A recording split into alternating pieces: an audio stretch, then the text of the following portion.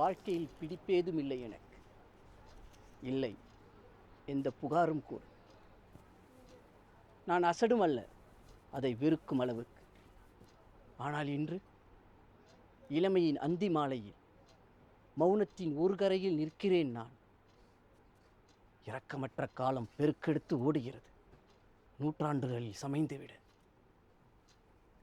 தனிமை பெய்து கொண்டிருக்கிறது மழையாக மறுக்கரையில்.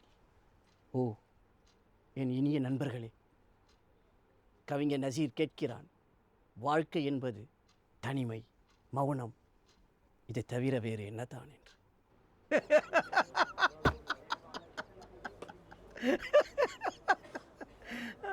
ஐயோ ஐயோ